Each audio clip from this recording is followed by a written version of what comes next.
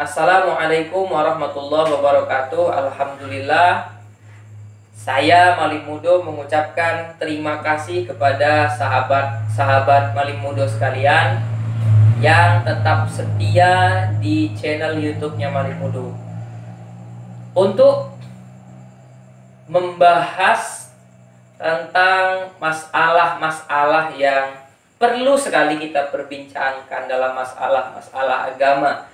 Terlebih-lebih dalam membincangkan dai-dai atau ustadz-ustadz karbitan yang hari ini banyak sekali bermunculan di media-media sosial atau di dunia per-YouTuber, yang membuat saya semangat sampai hari ini membahas dai-dai karbitan adalah berdasarkan daripada perkataannya Sayyiduna Ali karramallahu wajhah. Hina sakata ahlul haqqi anil batil tawahhama ahlul batil annahum ala haqqin. Sekiranya para santri, sekiranya para kiai, sekiranya orang-orang yang hak, orang-orang yang benar itu dia melihat dai-dai karbitan, dia melihat ahlul batil, orang-orang yang batil dalam masalah agama ini, maka nanti orang-orang batil ini akan menyangka bahwa mereka benar. Kenapa? Karena orang-orang yang benar diam, tidak mau bersuara terhadap kebatilan mereka. Melihat kelompok sebelah, ya, heran kita apabila terjadi kesalahan yang menurut kami tidak fatal, tapi menurut mereka itu perlu sekali disuarakan, di demo. Sampai di demo berjilid-jilid apabila ada santri-santri kita atau dai-dai kita yang terpleset lidahnya, ya. Dan itu tidak fatal, ada di kitab-kitab. Cuma menurut mereka itu harus didemo karena apa? Karena tidak sekelompok dengan mereka. Tetapi apabila ada hal-hal yang fatal dalam kelompok mereka, fatwa-fatwanya fatal, seperti ada yang mengatakan bahwa Nabi SAW gagal menciptakan sistem khilafah, ini mereka diam saja.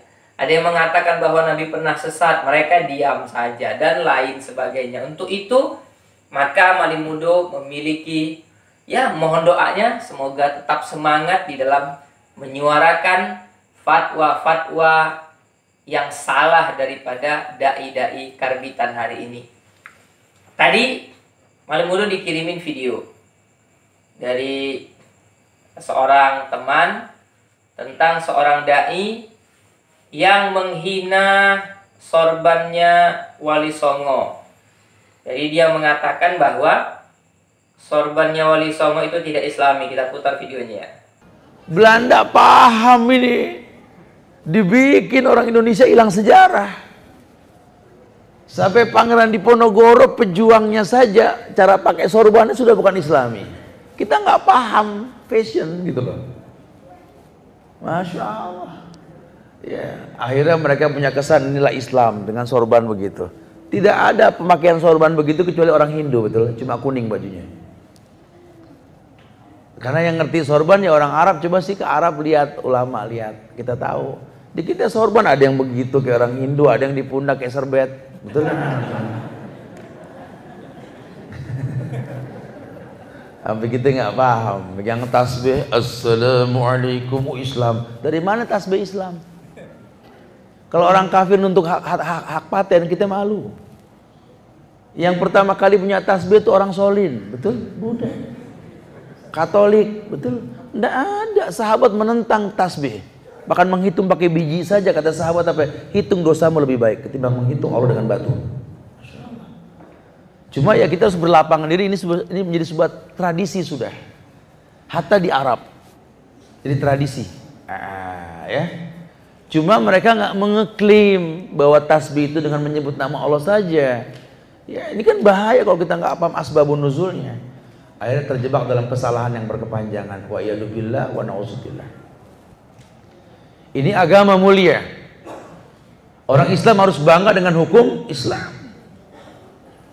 Jadi betul-betul bukan taklid, karena beragama dengan taklid haram di Islam. Tidak ada taklid dalam Islam. Belum lah. Dari video tadi ya, ada seorang dai yang cukup kita kenal lah, namanya Bapak Subhan Bawazir. Ini ada fotonya. Dia mengatakan bahwa tradisi surban yang dipakai oleh Pangeran Diponegoro, yang mirip-mirip lah, yang pemakaian serbannya seperti ini, itu dia katakan pemakaian serban yang tidak islami. Seolah-olah ulama-ulama kita, wali-wali songo, ulama dari dulu yang menyebarkan ajaran Islam di Indonesia ini tidak mengerti ajaran Islam. Karena dia perbandingkan ulama kita yang memakai serban dengan menghilangkan bagian serban di depan itu, dia bandingkan dengan orang-orang Arab yang sekarang. Coba kita lihat bagaimana contoh serbannya Rasulullah Sallallahu Alaihi Wasallam.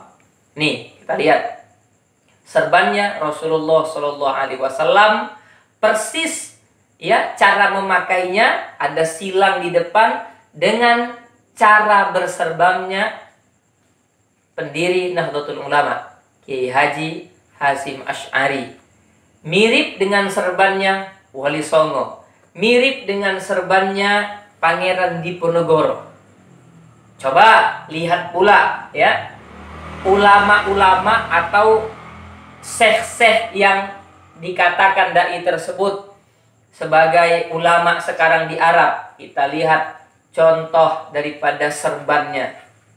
Tidak mirip dengan serbannya Nabi Sallallahu Alaihi Wasallam. Kemudian dia katakan bahwa yang tidak islami itu adalah Pangeran Diponegoro. Yang tidak islami itu adalah ulama-ulama di Indonesia karena memakai serban seperti itu. Nyatanya kalau kita lihat yang tidak mengikuti sunnah Nabi itu adalah ustadz-ustadznya Wahabi yang ada di Arab. Jadi memang biasa ya, orang-orang Wahabi itu biasa mengaku bahwa dia lebih sunnah daripada ulama-ulama kita. Menghitamkan jidatnya, mengatakan bahwa itu sunnah, padahal bukan sunnah, kejedut pintu. Kemudian memakai celana cingkrang, dia mengatakan bahwa itu sunnah, padahal bukan sunnah. Sejak kapan Nabi Shallallahu Alaihi Wasallam di dalam hadis-hadis dinyatakan bahwa Nabi SAW memakai celana cingkrang, kemudian jidatnya hitam ya. Ini sangat mengada-ngada. Jadi mereka itu sangat terlalu pede mengatakan bahwa mereka itu mengikuti sunnah, padahal mereka jauh daripada sunnahnya Nabi Shallallahu Alaihi Wasallam.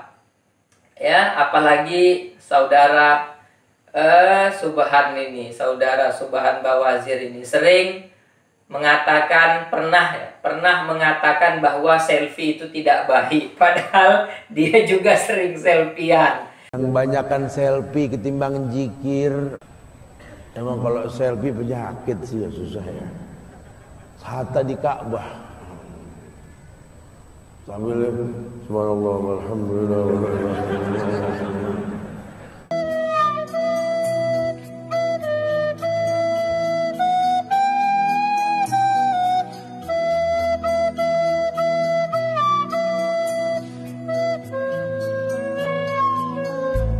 Jadi sangat apa yang dia ungkapkan, apa yang dai-dai Wahabi sering katakan, itu sama sekali tidak ada sumbernya. Kita tidak berbicara soal dalil, kita berbicara soal fakta. Apa yang dia katakan, ternyata apa yang keluar dari mulutnya hanya perkataan-perkataan yang dusta saja, hanya perkataan-perkataan yang bohong saja. Ulama kita dikatakan yang meniru Hindu, meniru Buddha, ternyata mereka yang sangat jauh daripada sunnah baginda Nabi Sallallahu Alaihi Wasallam.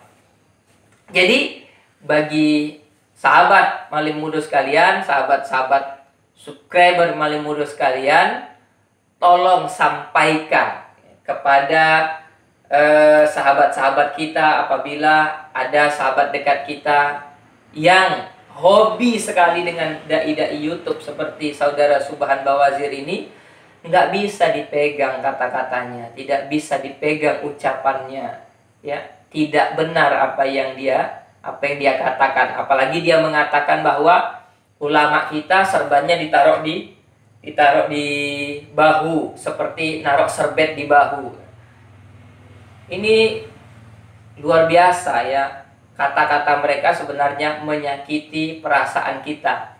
Tapi ya, kita cukup buktikan bahwa yang keluar dari mulut mereka hanya sampah. Wallahul muwaffiq ila aqwamit thoriq. Assalamualaikum warahmatullahi wabarakatuh.